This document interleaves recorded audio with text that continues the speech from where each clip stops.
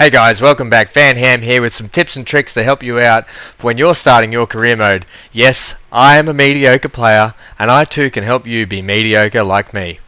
Stick around.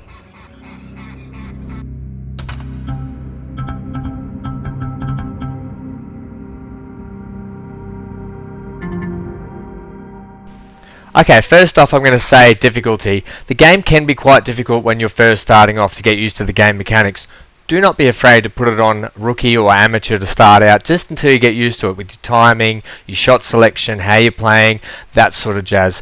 Later on you can bump the difficulty up, no worries, through your career. It's easy to do. You've seen it in me, you've seen me do it. I'm mediocre. If I can do it, you can do it. Next up, once you've created your character, you're going to be into skills, and that's you get about 150 grand to play with. Now, when you're setting your skills, think of how you want to play and how your player is going to play. Whether you're going to use a top spin shot, a flat shot, or a slice more, and really bump those stats up more to suit your game style. I can't stress that enough because you're going to want to play to your strengths.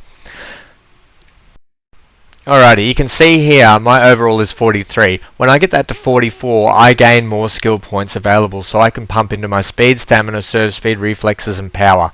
These are vitally important for you. You're going to want speed and stamina early on, followed by, I think, reflexes and maybe a bit of power later on. This is going to help your game early on so you can chase down balls, you don't lose stamina so quickly throughout games, and you won't get tired, so you can stay in those rallies longer. Definitely play around again with that to suit your game style, but that's my recommendation. Next up, weekly planner. I can't stress this enough. You need to look at your calendar and see what's coming up. If you live in Australia and you've got a tournament in North America, you are going to be fatigued massively if you just take that flight and go straight into a tournament, I mean. So make sure you watch what you've got coming up. Make sure you watch what rest you got in between when you're doing your trainings, how far out from a tournament you are that you want to play, because this is all going to affect your stamina and can cause injuries for your player. So that's something you want to avoid. Make sure you look at your planner regularly. I normally look at it within up to my next tournament. So as a rule of thumb, I'll look at it and go, what's my next tournament? What am I going to do before that? So you've got everything set up, you're on the court, you're ready to go. You can still check your difficulties, adjust it as you want throughout the game, so don't stress about difficulty. It's something you can adjust all the time. Now, let's look at our serve. When we're serving, you can see that blue bar on our left. That is our timing bar. When you get that green, bang, that's when you want to release the trigger for your serve.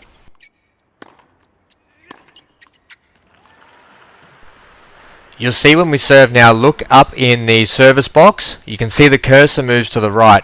So your cursor is what you move around where you want to aim your shot. Now where you aim your shot also depends on where you time it. So if you get a green timer where you aim it, you're going to hit that spot a lot closer than what you are if you get a red timing, which is the worst, and you put it on the cursor.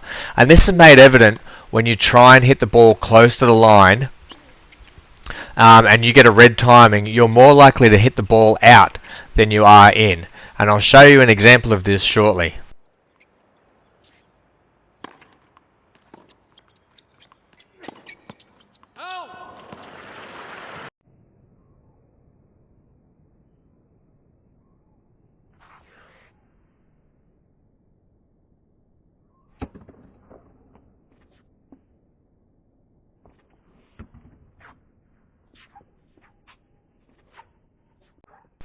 Okay, so coming up here, you're going to see me put the cursor hard left and time it badly, and out.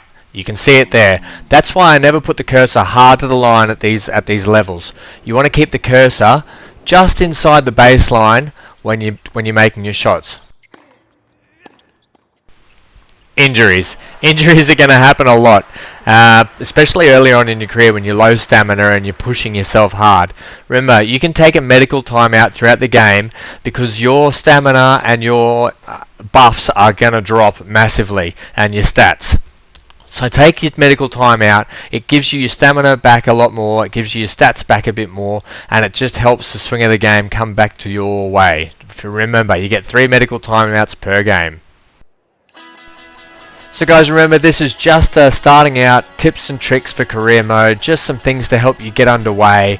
The more you play, the more you'll learn, so just remember that. Start on those lower difficulties and work your way up. That's what I did. You can see it from my get-go play. And remember, practice makes perfect. Oh, yuck, I sound like my mum.